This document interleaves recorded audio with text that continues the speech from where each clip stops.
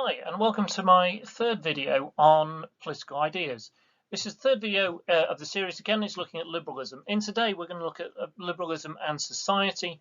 So what liberal writers have said about society, what a liberal would expect or hope for in a society, and we're also going to look at what would be the nightmare scenario for a liberal in terms of a society. And that tells us quite a lot, actually, in terms of the dominance of liberal ideology in this area in modern day UK, and also even more so in the USA. If we start at the beginning, kind of the early thinking on society in liberalism, and a lot of this comes from Locke.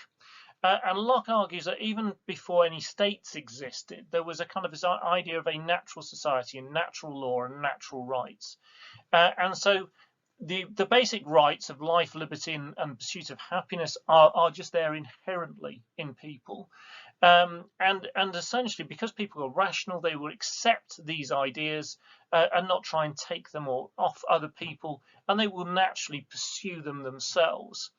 And so there will be this kind of central set of beliefs around individual rights, individual property, and all reasonable people, and liberals believe that everybody is based on reason, would accept these, and they don't need a state to impose those kind of sets of rules and regulations on people.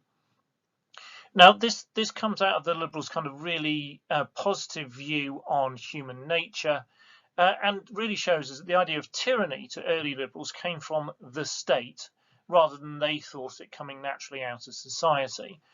Society wasn't something that needed controlling. Actually, we'll see this more when we move on onto the liberalism and the state. What needs controlling is the state. People naturally will look after themselves, but in a kind of a coherent way, where they accept they have natural rights and there are natural laws that protect not only them but everybody else. Right.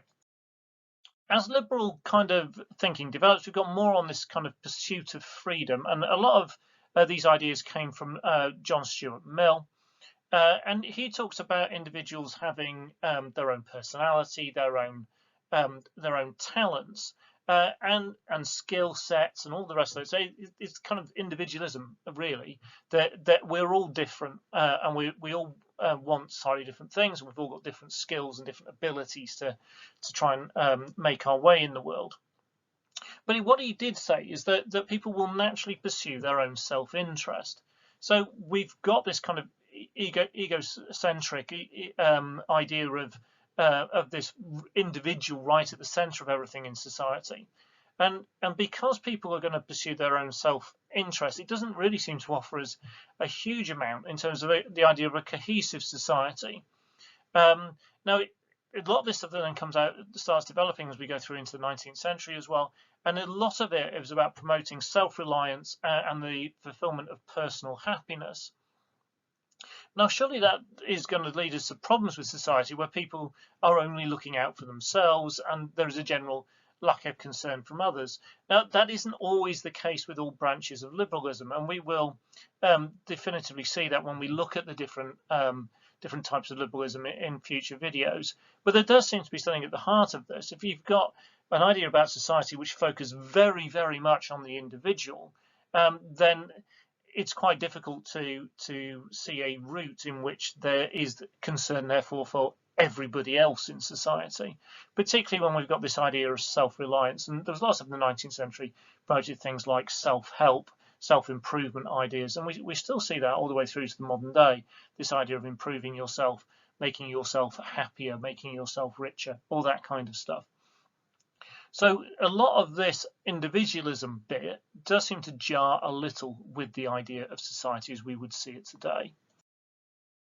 So what kind of society would a liberal kind of envisage and want? Well, we see a lot of this in America. Now, the basis of America was this idea of rugged individualism, because it was a country which was being settled and explored, and the idea of the frontier spirit, and you could push beyond these boundaries and be free from the states and the state and control of other people, and make your own way in this kind of brand new and exciting world. And this idea of rugged individualism has then continued through American society from its early days. Now, the founding fathers, in particular, people like Thomas Jefferson, talks about this idea of a nation of yeoman farmers who would own their own land, and they would be completely self-reliant. They would look after themselves and their family. They wouldn't be reliant on anybody else to help them, because they could grow everything that they needed, and they had their own land, and therefore they weren't working for wages and that kind of things and reliant on somebody else who was their boss. And we see a lot of this in the UK as well, where we idealise the idea, particularly in the UK, of home ownership, which is about owning our own bit of land, our own Englishman's own little castle, about also ideas about owning your own business, being your own boss. This is all about kind of individualism and pursuit of your own ends to a degree, and the pursuit of those own ends bringing you happiness, but also in providing a society of self-reliant people who can interact with each other, but are not completely dependent on each other. So it gives a particular take on society in that way. Liberals would like a society which allows people to control their own lives, so that you aren't being told what to do. And you might hear people talking about things like the nanny state, and they've been told what you can and cannot eat, or where you cannot go, and things like that. Quite topical at the moment. And the society that the Liberals idealise or would like to see sees the maximum number of people reaching their full potential, which is referred to as self-realisation, and fulfilling their own kind of personal mission, being fulfilled, being happy. And this very much fulfills the American dream, this idea that anybody from no matter how humble a background can, through hard work and dedication, can achieve great things for themselves. And you often see those kind of rags to riches stories in America, and this is a big theme in American films as well. So this idea is not necessarily a negative thing in terms of individualism, because it's talking about everybody succeeding. So it's not, and that success doesn't necessarily come at the cost of other people's failures, because liberalism in their ideals wants everybody to succeed and live their best possible life and to achieve their full potential. So if that's the ideal, what's the side of the coin?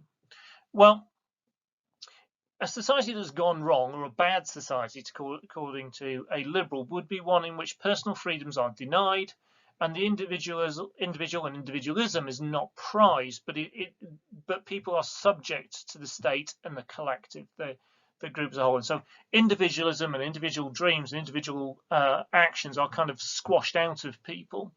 Now, we see a lot of this in kind of dystopian novels and films, things like 1984, The Hunger Games, Insurgents, Handmaid's Tale, V for Vendetta. There's a whole raft of them where there is a state or an elite or a dictator or some kind of controlling influence that removes individuality. And often in these films, everybody will be forced to dress the same and do the same things, and their lives will be very much controlled. They lose choice over where they go, who they marry, what job they do, all that kind of stuff. And so any society in which individuality is removed, where people are denied their own choices, where people are denied their own personal property, these scenarios are seen as the nightmare by liberals. And when we see this portrayed in films and in books, and often in those scenarios, there is generally a liberal hero who rises up and frees the people from this kind of oppression. So the opposite of liberal is oppression.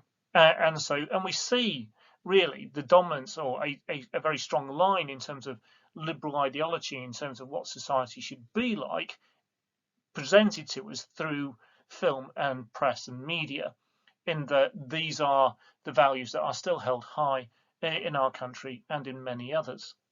So liberalism, in terms of its views on society, is a really significant part of the modern day. Right.